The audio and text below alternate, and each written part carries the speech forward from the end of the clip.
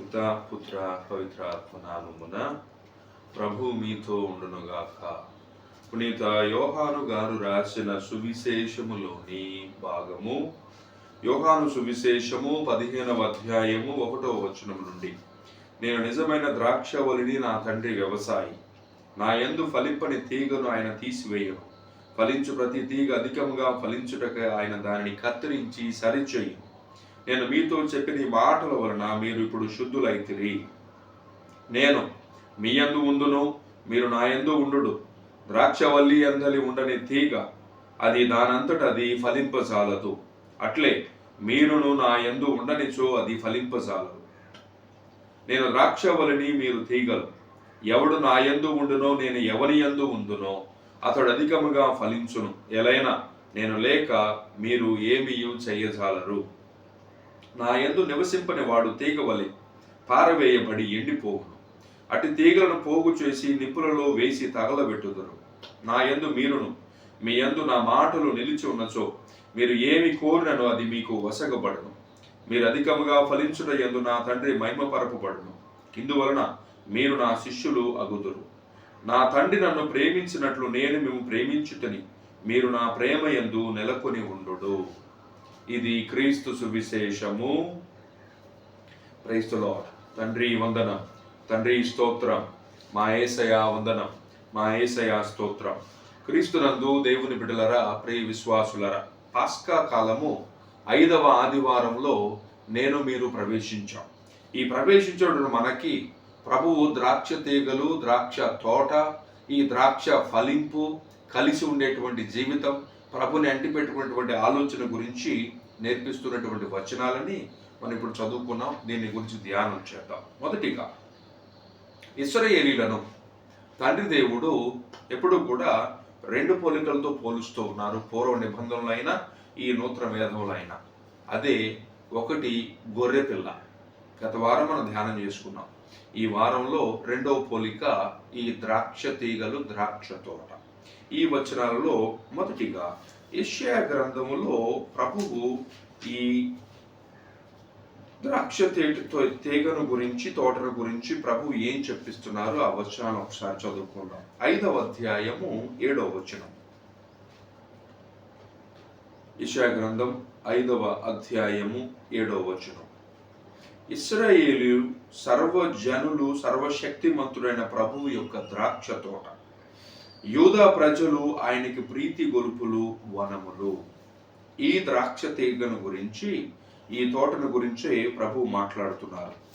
ఇర్మియా గ్రంథం 2వ అధ్యాయం 21వ వచనం.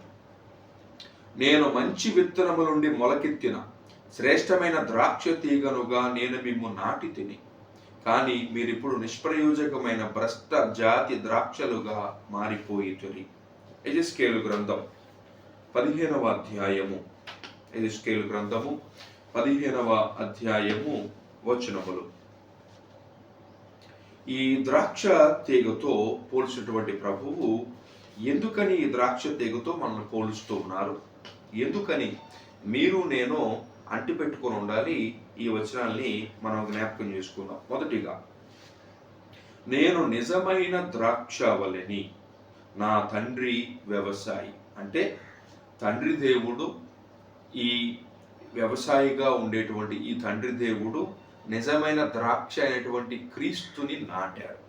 ఈ క్రీస్తుని నాటబడినప్పుడు అంటిపెట్టుకొని ఉన్నటువంటి ఈ తీగలే, ఈ రెమ్మలే ఫలించేది. ఇదే విషయాన్ని వివరిస్తున్నారు. నా తండ్రి యందు ఫలింపని ప్రతి తీగను ఆయన తీసివేయను. ఫలించు ప్రతి తీగ అధికముగా ఫలించుటకై ఆయన దానిని కత్తిరించి సరిచేయను. 2 రకాల తీగలు, 2 కైండ్ ఆఫ్ బ్రాంచెస్. ఒకటి ఫలించేది, 2 ఫలించనిది. ఫలించని దానిని ఏం చేస్తూ ఉన్నారు ఈ తండ్రి దేవుడు? ఫలించని దానిని కత్తిరించి ఇదిగో తీసి పారవేస్తున్నారు. ఫలించే దానిని కత్తిరించి సరిచేస్తూ ఉన్నాడు. చెట్టు ఏపుగా ఉండాలి, మంచిగా ఎదగాలి అంటే కొమ్మలు అడ్డదిడ్డంగా వచ్చినప్పుడు, ఒక షేప్లో లేనప్పుడు కత్తిరించి సరి చేస్తాం. మన జుట్టును అంతే, మన గడ్డాన్ని అంతే, మన వస్త్రాలను మనం కుట్టించుకునేటప్పుడు మన కొలతలను తీసుకుని అంతే. ప్రభువు కూడా ఈ క్రైస్తవ విశ్వాస జీవితంలో మీరు నేను ఎదగటానికి యూనివర్సల్ లాస్, నేచురల్ లాస్, చట్టాలు 10 ఆజ్ఞలు అందించాడు. దేన్ని పడితే అది కొలవద్దు అంటున్నాడు. ఎవరిని పడితే వాళ్ళని పూజించొద్దు అంటున్నాడు. ఎవరిని పడితే వాళ్ళతో నువ్వు ఉండొద్దు అంటున్నాడు. ఏది పడితే అది మాట్లాడొద్దు అంటున్నాడు. ఎలా పడితే అలా ప్రవర్తించొద్దు అంటున్నాడు. ఇదిగో కత్తిరించి సరి చేస్తూ ఉన్నాడు. మీరు నేను ఎదగాలి అని. ఇక ఈ ఎదిగేటువంటి ఈ క్రమంలో ప్రభువు మీకు నాకు కొన్ని విషయాలని నేర్పిస్తున్నారు. ఈ మొదటి రకంగా ఉండేటువంటి ఈ కొమ్మలు ఫలించవు. ఎంతో అవకాశం ఇచ్చాడు, ఎన్నో జీవితపు విషయాలు నేర్పించాడు, కానీ ఎదగట్లేదు. ఎదగనటువంటి వీటిని చివరికి వాడికి ఉండేటువంటి స్థితే మత్తయి సువిశేషములో 14వ అధ్యాయములో వివరిస్తూ ఉన్నారు. 13వ అధ్యాయంలో 40వ వచనం, కలుపు మొక్కలు ఎట్లు ప్రోగు చేయబడి అగ్నిలో పడవేయునో అట్లే అంత్యకాలములోనూ జరుగును. అగ్నిగుండములో పడద్రోయుదు. 42వ వచనం, అచ్చట వారు ఏడ్చుచు పండ్లు కొరుకుకుందురు. Praise the lord. తండ్రి వందనం, తండ్రి స్తోత్రం, మా యేసయ్య వందనం. ఇక ఈ విషయాన్నే మరి రెండో విషయం మాట్లాడుతున్నారు. అతడు ఫలించు ప్రతి తీగ అధికముగా ఫలించుటకై ఆయన దానిని కత్తిరించి సరిచేయును. ఈ కత్తిరింపుని గురించే హెబ్రేయులకు రాయబడినటువంటి లేఖలో చక్కగా మనకి గ్రంథకర్త వివరిస్తున్నారు. ఈ విషయాన్ని ఒకసారి జ్ఞాపకం చేసుకుందాం. 12వ అధ్యాయం హెబ్రేయులకు రాయబడినటువంటి లేఖ 6వ వచనం, ఏలయన దేవుడు తాను ప్రేమించు వానిని శిక్షించును, తాను స్వీకరించు ప్రతి వాని కుమారుని దండించును. మీరు పొందు బాధలన్నిటినీ తండ్రి విధించిన శిక్షగా మీరు సహింపుడు. ఎట్లయినా మీరు బాధలు పడుట దేవుడు మిమ్ము తన పుత్రులుగా భావించి ఉన్నాడని మీకు నిరూపించును. ఎలైనా తండ్రి శిక్షింపని కుమారుడు ఎవడు?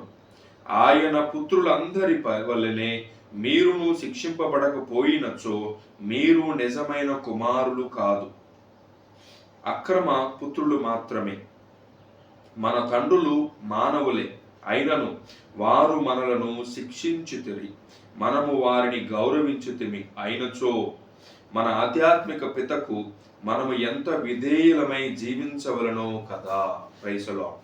తండ్రి వందనం, తండ్రి స్తోత్రం, మా యేసయ్య వందనం, మా యేసయ్య స్తోత్రం. ఇదే విషయాన్ని యాకోబు గారు కూడా వివరిస్తూ ఉన్నారు. 1వ అధ్యాయము 2వ వచనంలో యాకోబు గారు రాసిన లేఖ, సోదరులారా, మీరు పలు విధములైన పరీక్షలను ఎదుర్కొన్నప్పుడు మీరు అదృష్టవంతులుగా మీరు ఎంచుకొనుడు. ఎట్లయినా మీ విశ్వాసం అట్టి పరీక్షలను ఎదుర్కొనుట వలన మీకు సహనము చేకూరును. Praise the lord.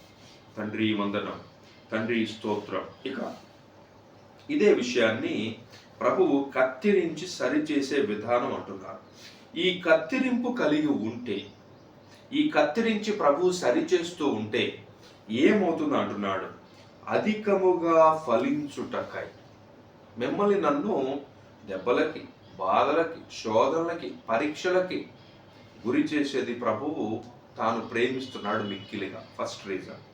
2, మీరు నేను ఫలించాలి. ఈ ఫలింపు ఎలా? 30 వంతులుగా, 60 వంతులుగా, 100 వంతులుగా. ప్రభువు ఈ విషయాన్ని గోధుమ గింజల గురించి మాట్లాడేటప్పుడు వివరిస్తున్నారు. ప్రభు విత్తువాని ఉపమానంలో అది సారవంతమైన నేల మీద పడినప్పుడు ఆ గింజలు ఇదిగో 30 వంతులుగా, 60 వంతులుగా, 100 వంతులుగా ఫలించాయి. ఈ ఫలింపునే ప్రభువు మీకు నాకు జ్ఞాపకం చేస్తూ ఉన్నారు. ఈ ఫలింపులోనే మీరు నేను ఎదగాలని గుర్తు చేస్తూ ఉన్నారు. ఇక ప్రభువు వివరించేటువంటి ఈ విషయంలో మళ్ళీ, నేను మీతో చెప్పిన ఈ మాటల వలన మీరు ఇప్పుడు శుద్ధులైతిరి. ప్రభువు యొక్క వాక్యాన్ని, ప్రభువు మాటని మీరు నేను వినాలి. మొదటిగా వినుట వలన విశ్వాసం కలుగుతుంది. ఈ విశ్వాసములో వినటం వలన విశ్వాసం కలుగుతూ మీరు నేను ఈ యొక్క ఆలోచనని గ్రహించినప్పుడు, ఈ విశ్వాసంతో ఉన్నప్పుడు అది మనల్ని శుద్ధి చేస్తూ ఉంది, కడుగుతూ ఉంది. పేతురు గారు తాను రాసినటువంటి లేఖలో, మొదటి లేఖలో చక్కగా వివరిస్తున్నారు. 1వ అధ్యాయము 6-7 వచనాల్లో ఈ బంగారమును సైతము పుటము వేసి శుద్ధి చేస్తారు కదా. మరి మీరు నేను బంగారం కంటే ఎంతో విలువైనటువంటి తండ్రి యొక్క బిడ్డలము, విశ్వాసులు. ఈ విశ్వాసులుగా మీకు నాకు ప్రభు జ్ఞాపకం చేస్తున్నారు. ఇదిగో ప్రభు చెప్పిన మాటల వలన, మనుషుల మాటలు మనల్ని ఎంత శుద్ధి చేస్తాయి? ఇవ్వలేదు. మనుషుల మాటల వలన మనకు అనుమానం, అసూయ, కక్ష, ద్వేషం, పగ కలుగుతూ ఉన్నాయి. కానీ దేవుని మాటల వలన సఖ్యత, శుద్ధి పొందుతూ ఉన్నాం.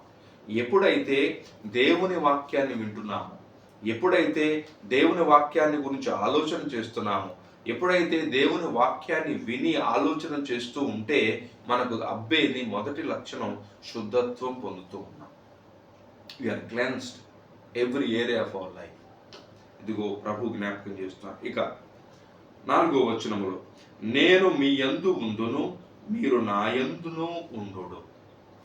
ప్రభువు తాను ఈ శిష్యులతో కడరాత్రి భోజనంగా కూర్చున్నప్పుడు సుదీర్ఘంగా మాట్లాడేటువంటి ఈ సందర్భంలోని వచనాలు మనం చదువుకుంటున్నామండి. కడరాత్రి భోజనంలో ఇక చివరిసారి వాళ్ళతో కలిసి కూర్చోవటం, ఈ కలిసి కూర్చున్నటువంటి ఈ క్రమంలో ఆయన శిష్యులతో సుదీర్ఘంగా చర్చిస్తూ ఉన్నాడు.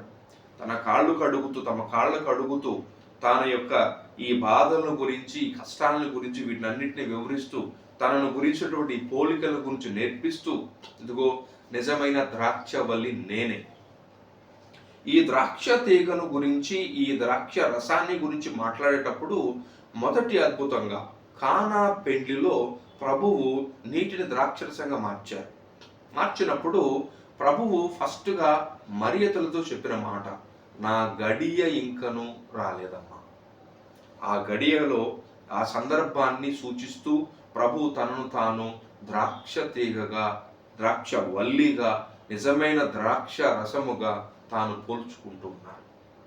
ఈ పోలికలో మీరు నేను ఆయన యొక్క శ్రమలు, బాధల, మరణాన్ని గురించి ధ్యానం చేస్తూ ఉత్థాన మహిమని గురించి మీరు నేను నేర్చుకుంటూ ఉన్నాం. ఈ ఉత్థాన మహిమ గల ఈ క్రీస్తు తన శిష్యులతో చెప్పినట్లు మీకు నాకు ఆదేశిస్తూ ఉన్నారు. నిజమైన ద్రాక్షను నేనే, మిమ్మల్ని ఫలింపచేయువాడును నేనే, మిమ్ము ఆస్వాదించువాడును నేనే, మిమ్ము విమోచించువాడును నేనే, మిమ్ములను గొప్పగా దీవింపచేయువాడును నేనే. ప్రభువు ఇదే మాటను మీకు నాకు జ్ఞాపకం చేస్తున్నారు. మన గురించి ఆలోచించే వాళ్ళు ఎంతమంది ఉంటారు? మన గురించి ధ్యానం, మన గురించి అదే ధ్యాసగా మనల్ని కనిపెట్టుకునే వాళ్ళు ఎంతమంది ఉంటారు? మనల్ని జ్ఞాపకం చేసుకునే వాళ్ళు ఎంతమంది ఉంటారు? అందుకే 121వ కీర్తనలో ప్రభు వివరిస్తున్నారు కదా, ఇశ్రాయేలును కాపాడువాడు కునుకడు నిదురపోడు. మిమ్మల్ని నన్ను గురించి కాసుకునేటువంటి దేవుడు, మిమ్మల్ని నన్ను గురించి ప్రణాళికలు చేసే దేవుడు. మీరు నేను బాగుండాలి అంటే ప్రభు అదే వివరిస్తున్నారు. నేను నిజమైన ద్రాక్షవల్లిని, నా రక్తాన్ని చిందించటానికి నేను వచ్చినటువంటి నిజమైన దేవుడను. మీరు నాతో పాటు ఉంటేనే ఫలిస్తారు. మీరు మీ జీవితాలు బాగుండాలి, మీ జబ్బుల నుండి, అనారోగ్యం నుండి, సమస్యల నుండి, ఇరుకుల నుండి, ఇబ్బందుల నుండి మీరు విడుదల పొందాలి. ఇదిగో నాతో పాటు మీరు ఉండండి, మీరు అధికముగా ఫలిస్తారు. ఈ విషయాలతో ప్రభువు మీకు నాకు గుర్తు చేస్తూ ఇశ్రాయేలీయుతో తండ్రి దేవుడు వివరించినటువంటి మాట పదే పదే చెప్తున్నాడు. నేను పవిత్రుడని మీరును పవిత్రులే ఉండండి. ఈ పవిత్రుడనే దేవుడు ఇచ్చేటువంటి వరమే పవిత్రత, శుద్ధత్వం. ఈ శుద్ధత్వమే ప్రభు గుర్తు చేస్తున్నారు. నా మాటలు వింటే, నా బోధలు వింటే, నా ఆలోచనతో మీ యొక్క మనస్సు, మీ హృదయ కలిగి ఉంటే మీరు శుద్ధి కలిగి ఉంటారు. ఈ హోలీనెస్, ఈ పవిత్రమైనటువంటి ఈ జీవితాన్ని జీవించేటువంటి పునీతులు ఎంతమంది లేరు. వారు చనిపోయినా ఇదిగో వారి దేహాలు కుళ్ళిపోకుండా ఎంతమంది పునీతులు ఉన్నారండి. ఎంతమందికి దర్శన భాగ్యాలండి. ఈ పునీతులు ఈ విశ్వాస పుణ్య జీవిత శుద్ధకరమైనటువంటి పవిత్ర జీవితాన్ని జీవించడం ద్వారా, వారి ద్వారా వేడుకుంటున్నప్పుడు మన ప్రార్థనలో ఎన్ని మనవులు అద్భుతాలు కలుగుతూ ఉన్నాయండి. మన ప్రార్థనలు విని ఇదే ప్రభు గుర్తు చేస్తున్నారు. మీరు నా మాటలు వినటం వలన శుద్ధి కలిగి ఉంటారు. ఈ శుద్ధి కలిగి, ఈ పవిత్రత కలిగి, ఈ పుణ్య జీవితాన్ని మీరు జీవిస్తే మీరు అధికముగా ఫలిస్తారు. ఆదివారం అప్పు పండుగ. శరీర కష్టమైన పనులు చేయక నిండు పూజలో పాల్గొనాలి. ఇదిగో నా కట్టలను ఆచరిస్తే, మీరు నాతో పాటు కూర్చుంటే, కలిసి నాతో పాటు ఉంటే, ఇదిగో నేను మిమ్ములను అధికముగా ఫలింపచేస్తాను. ఈ విషయాలనే ప్రభువు ఈ ఆదివారం రోజున ఈ వాక్యం ద్వారా మీకు నాకు జ్ఞాపకం చేస్తూ, ఇదిగో మనల్ని దీవించే వాళ్ళే చాలా మంది ఉన్నారు, నాతో పాటు ఎంతమంది ఉన్నారు అని చెప్పి మీరు నేను చాలాసార్లు అపోహన పడ్డాం. కానీ ఎవరు మనతో ఉండేది, ఎవరు మనకి కాసుకునేది, ఎవరు మనకు చేదోడు వాదోడుగా ఉండేది, ఎవరు మనకు నిస్వార్థంగా కలిమిలేముల్లో తోడుగా ఉండేది? ప్రభువే. నేను తప్ప మిమ్ములను గురించి ఆలోచించు వారు ఎవరున్నారు అంటున్నాడు ఈ ప్రభువు. మీకు నాకు చెబుతూ, నేను మీ యందు ఉంటాను, మీరు కూడా నాతో పాటు ఉండండి, మీ ఆలోచనలో కలిసి ఉండండి. అపోస్తలులు ప్రభుతో బాహ్యంగా ఉన్నారు. అపోస్తలులు ప్రభు ఎక్కడ తిరుగుతుంటే అక్కడికి వెళుతూ ఉన్నారు. కానీ మనసులు లేవు కదా. ఎన్ని అద్భుతాలు చూశారు. చచ్చిపోయినటువంటి లాజరును లేపటం చూశారు. యాయీరు కుమార్తెకు ప్రాణదానం గురించి చూశారు. పేతురు, యాకోబు, యోహానులు. ఆయన దివ్య రూపం చూశారు ఈ ముగ్గురు వ్యక్తులు. ఆయన వారికి ఇదిగో ఆయన యందు మనస్సులు లేవు, ఆయన యందు ఏకాగ్రత లేదు. ఒకళ్ళేమో కుడివైపు కూర్చోవాలి, ఒకళ్ళు ఎడం వైపు కూర్చోవాలనేటువంటి ఆలోచన, శిష్యుల్లో ఎవరు గొప్ప అనేటువంటి ఆలోచన, వీటి మీదే ఉంది ధ్యాస. మీరు నేను కూడా ప్రభువు చూపించేటువంటి మేలులు ఎన్ని చూస్తూ ఉన్నాం, ప్రతిదినం అనుభవిస్తూ ఉన్నాం. ఆయన ఆశీర్వాదాలు, ఆరోగ్యం, ఆయన ఇచ్చేటువంటి దీవెనలు అనుభవిస్తూ ఉన్నాం. కానీ ఆయన యందు మనం కలిసి లేం. అందుకే ప్రభు అంటున్నారు, మీరు నా యందు ఉండండి, నేను మీ యందు ఉంటా. మీరు నేను ఆయనతో పాటు కలిసి ఉంటేనే అనేటువంటి మాటను వాడుతూ, ఈ కలిసి ఉంటే ఏం జరుగుతుంది? అది ద్రాక్షవల్లి యందలు ఉండని తీగ, దాని అంతటా అది ఫలింపచాలదు. ఏం చేద్దాం అనుకుంటున్నాం, ఏం చెయ్యాలి అనుకుంటున్నాం? మీరు నేను ఫలించాలి అంటే ఇదిగో ఫలింప చేయటానికి ఉన్నటువంటి దేవుడు అంటున్నాడు. ఫలించువాడును నేనే అంటున్నాడు, ఆస్వాదించువాడును నేనే అంటున్నాడు. ఇదిగో యెహోవా ఈరే, సమకూర్చేటువంటి దేవుడు. ఇశ్రాయేలీయులు నిర్గమనంలో చేసేటువంటి జీవితం జ్ఞాపకం చేసుకుందాం. 40 సంవత్సరాలు వాళ్ళు నడుస్తూ ఉన్నారు. వాళ్ళకు ఉన్నటువంటి ఒకే పని మన్నా భోజనాన్ని భుజించటం, నడవటం. ఈ 40 సంవత్సరాలు ఈ మన్నా భోజనాన్ని భుజిస్తూ ఉండగా వారికి జబ్బులు లేవు, ఇరుకులు లేవు, సమస్యలు లేవు, ఇబ్బందులు లేవు, ఒళ్ళు నొప్పులు లేవు, చెప్పులు అరిగిపోలేదు, బట్టలు చిరిగిపోలేదు. ఆఖరికి శత్రువులు వారిని తాకలేకపోయారు కదా. ఎప్పుడైతే వారు ప్రభువుకి ఎదురు తిరిగారో పాములు సైతం వాళ్ళని కరిచి చంపివేశాయి.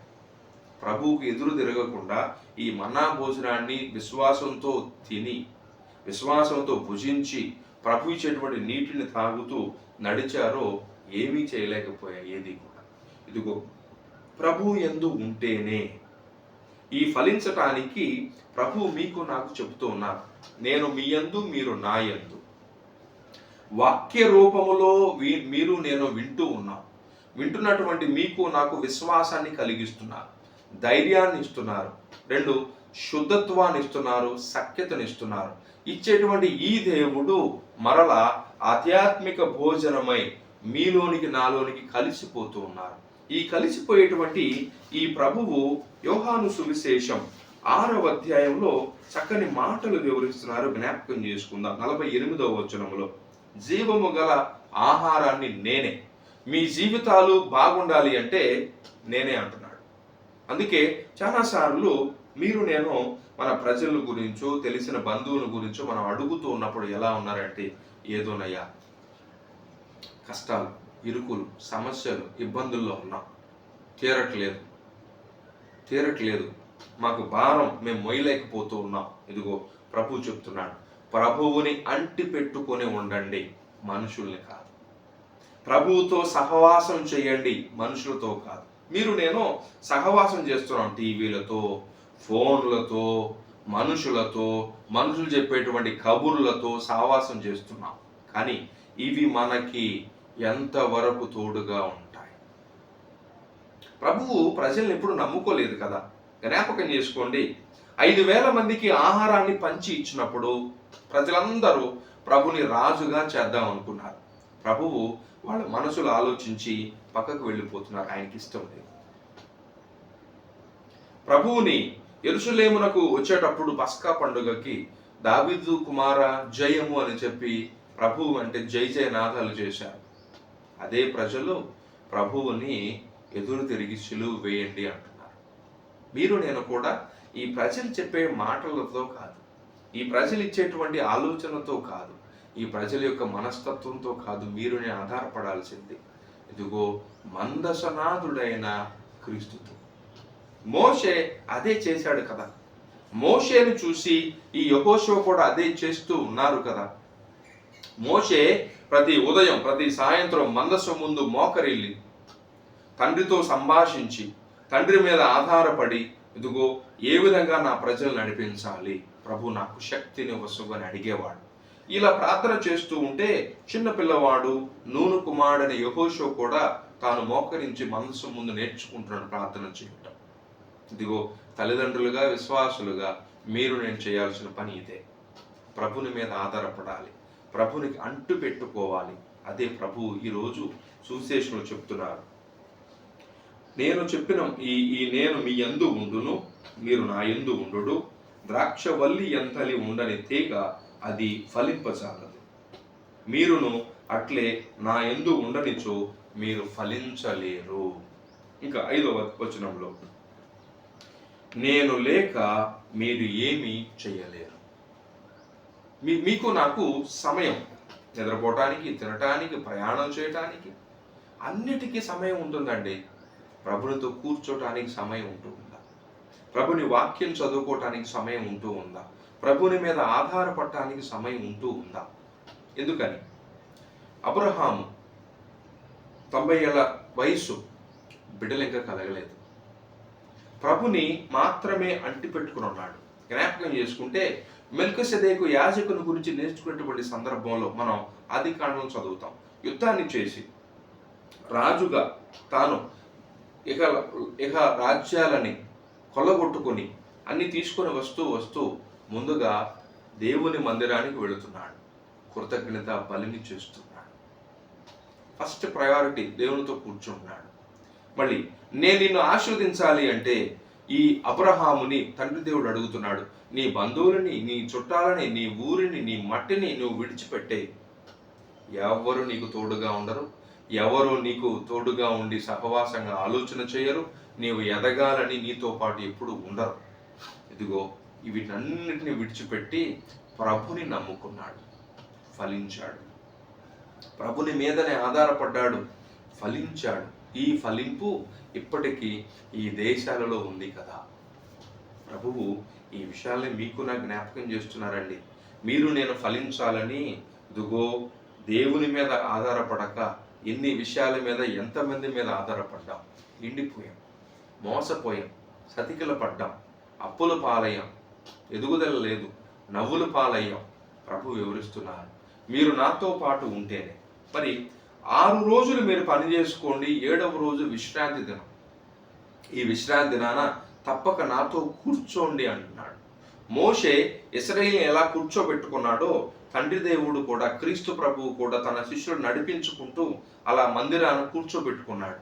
ఇదిగో ప్రభు మళ్ళా జ్ఞాపకం చేస్తూ ఇదిగో ఈ యాజకుల ద్వారా ప్రతి విశ్రాంతి దినం ఆదివారాన మీకు నాకు ఈ వచనాలతో, ఈ బలులతో ఆయన్ని ఆహ్వానిస్తూ ఉన్నాడు. నాతో కలిసి కూర్చోండి, నాతో కలిసి ఉండండి, నేను ఇచ్చే ఈ జీవపు మాటలని, జీవ ఆహారాన్ని భుజించండి.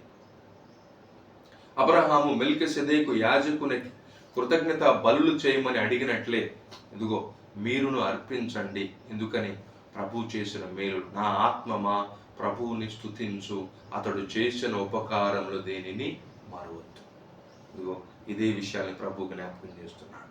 మీరు నేను ఆయనతో లేకుండా ఎలా ఫలిద్దాం అనుకుంటున్నాం? మీరు నేను ఆయనతో లేకుండా ఎలా జీవిద్దాం అనుకుంటున్నాం? ఫలించేటువంటి క్రమంలో మళ్ళీ 90 సంవత్సరాల వయసులో బిడ్డలు కలగటం అసహజం. కానీ మీ దేవుడు, నా దేవుడు ఏదన్నా చేయగలడు. ఆయన్ని శరణు వేడుకుంటే, ఆయన నమ్ముకుంటే, ఇదే విషయాన్ని మీరు నేను జ్ఞాపకం చేసుకుంటే, ప్రభువు దావీదు కుమార యేసు ప్రభు కనికరించు అన్నాడు భర్తమై. నీకేం కావాలని అడుగుతున్నాడు. మీకు ఏమి కావాలి అని అడిగిన వాళ్ళు ఎంతమంది ఉన్నారు? మీ దగ్గర తీసుకునే వాళ్లే కానీ, మీ దగ్గర దోచుకునే వాళ్లే కానీ, మిమ్మల్ని మభ్య పెట్టే వాళ్లే కానీ, మిమ్మల్ని గురించి దరిద్రంగా చండాలంగా మాట్లాడే వాళ్ళే కానీ, మీ గురించి ఆలోచన చేసేవాళ్ళు ఎంతమంది? ప్రభు అంటున్నాడు, నీకేం కావాలి? నాతో పాటు ఉండు భర్తమై అనుసరిస్తున్నాడు. కంటి చూపుని ప్రసాదించాడు. మరి ప్రభువు ఈ విషయాలనే మీకు నాకు జ్ఞాపకం చేస్తూ, ప్రభువు మన దేవుడు, మన గురించి ఆలోచించే దేవుడు, నిజమైన ద్రాక్ష, ఫలింప చేయువాడు అతడే, కత్తిరించి సరిచేయువాడు అతడే, శోధనలో, వేదనలో, నిందల్లో, అవమానాల్లో మన తరపున నుంచున్నవాడు అతడే. ఒక ఆడపిల్ల అందరూ కూడా రాయితో కొట్టి పట్టి చంపివేద్దామని చెప్పి తీసుకొని వస్తే ఆడపిల్ల తరపున నుంచున్నటువంటి ప్రభువు మీ తరపున, నా తరపున నిలుస్తూ ఉన్నాడు. నేను నీకు తోడుగా ఉన్నా, నీవు భయపడకు, జడవకు. ఎందుకని? నీ జీవితంలో వచ్చే ఎన్ని తుఫానులైనా, నిందలైనా, అవమానాలైనా నేను గద్దిస్తూ ఆపివేస్తూ ఉన్నా. ఇదిగో ఇటువంటి ప్రభువుని మీరు నేను అంటి పెట్టుకుని ఉండాలి. ఈ విషయాలని ప్రభు మీకు నాకు జ్ఞాపకం చేస్తూ, ఇదిగో మీరు నేను ఆయనతో లేకపోతే పరిస్థితి ఏంటి? నా యందు నివసింపని వాడు తీగ వలె పారవేయబడి ఎండిపోవు. అట్టి తీగలను పోగు చేసి నిప్పులలో వేసి తగలబెట్టెదరు. చూడండి, ప్రభు చక్కటి మాటను గుర్తు చేస్తున్నారు. ప్రభునితో పాటు లేకపోతే ఎండిపోతాం, ఫలించం దాన్ని ఏం చేస్తాం? ఎండిపోవటం తప్ప, కాల్చివేయటం తప్ప. ఇదిగో మీరు నేను ఇలా ఫలించకుండా ఉన్నామేమో. ఎన్ని అవకాశాలు ఇచ్చాడు ప్రభువు, ఎన్ని గొప్ప గొప్ప మేలులు చేశారు ప్రభువు. ఈ నోటితో ప్రభువును స్తుతించడానికి, ఈ యొక్క మనసుతో, ఈ హృదయంతో ఆయన గురించి ఆలోచించటానికి, ఆయన గురించి మననం చేయటానికి, ఈ చేతులతో మీరు నేను ఆయన చేసిన దానికి కృతజ్ఞతగా చేయటానికి, ఇదిగో యాజకుడిగా నేను చేస్తూ ఉన్నాను. ఆయన చేసిన మేలులు నేను చెబుతూ ఉన్నా. ఆయన చేసిన మహాకార్యాలు, ఆయన ప్రేమను గురించి నేను నేర్పిస్తూ ఉన్నాను. మీరు నేను కూడా చేయవలసిన బాధ్యతను ప్రభు గుర్తు చేస్తూ ఉన్నాడు. ఈ విషయాలనే జ్ఞాపకం చేసుకుంటూ ప్రభువులో ఎదుగుదాం. తల వంచి ప్రార్థన చేసుకుందామండి. పరిశుద్ధులైన మా ప్రభు, మీ నామమునకు వందనములు, స్తోత్రములు. మీ కనికర, మీ ఆశీర్వాదంతో నడిపిస్తున్న దేవా నీకు స్తోత్రములు. ప్రభు, ద్రాక్షవల్లి తీగను గురించి మాట్లాడుతున్నారు. మీతో పాటు ఉంటేనే ఫలింపు అంటున్నారు. మీ యందు లేకపోతే కత్తిరించి సరిచేస్తానంటున్నారు. తండ్రి, మీతో పాటు లేక ఎండిపోయాం. మా గురించి ఆలోచించువాడవు నీవే, ప్రణాళికలు చేయువాడవు నీవే, మా తరపున నిలుచుని మమ్ములను రక్షించువాడవు నీవే. గుర్తెరిగి ప్రభు, నీ యందు నిలకడగా ఉండి 30 60 100 ఫలించే కృపను దయచేయమని మా ప్రభు క్రీస్తు ద్వారా అడిగి వేడుతున్నాము తండ్రి. ప్రభు మీతో ఉండునుగాక. సర్వశక్తి గల త్రియేక సర్వేశ్వరుడు, పిత, పుత్ర, పవిత్ర ఆత్మ మేము దీవించి ఆస్వాదించి కాపాడునుగాక. Thank you. God bless you.